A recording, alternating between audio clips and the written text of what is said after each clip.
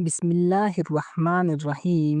آج کی اس ویڈیو میں ہم ایک ایسی سنت کے بارے میں بات کریں گے جسے اکثر لوگ نظر انداز کر دیتے ہیں، لیکن نبی اکرم صلی اللہ علیہ وآلہ وسلم نے اسے باقاعدگی سے ادا کرنے کا حکم دیا ہے، اور وہ ہیں بغلو اور زیرناب بالوں کی صفائی۔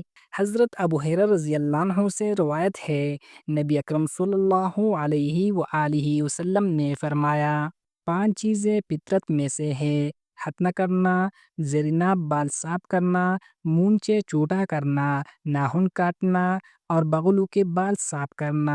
صحیح مسلم حدیث نمبر 257۔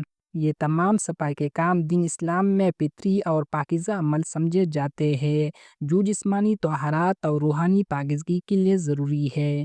حضرت انس بن مالک رضی اللہ عنہ فرماتے ہیں، نبی اکرم صلی اللہ علیہ وآلہ وسلم نے فرمایا، ہمیں بغلوں کے بال صاف کرنے، زیرناب بال موننے، مونچھیں چھوٹا کرنے اور ناخن کاٹنے کا وقت دیا گیا کہ 40 دن سے زیادہ نہ ہونے پائے۔ صحیح مسلم حدیث نمبر 258۔ نبی کریم صلی اللہ علیہ وآلہ وسلم نے اس بات کی حد بندی بھی فرما دی کہ ان بالوں کی صفائی میں 40 دن سے زیادہ کی تاخیر نہیں ہونی چاہیے۔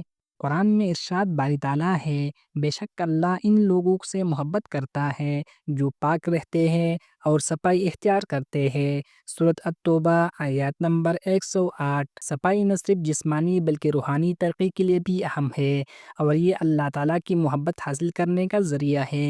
خلاصہ، زیرناب اور بغلوں کے بال صاف کرنا صرف صفائی کا معاملہ نہیں بلکہ یہ سنت نبوی فطرت کا حصہ اور اللہ کی محبت حاصل کرنے کا ذریعہ ہے۔ اگر آپ بھی چاہتے ہیں کہ آپ پاک رہیں، سنت پر عمل کریں اور اللہ اور اس کے رسول صلی اللہ علیہ وآلہ وسلم کی رضا حاصل کریں، تو اس سنت کو معمول بنا لیں۔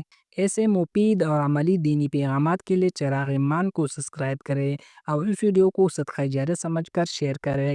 کامنٹس میں لکھ کے یا اللہ مجھے سنتوں پر عمل کی توفیق دے۔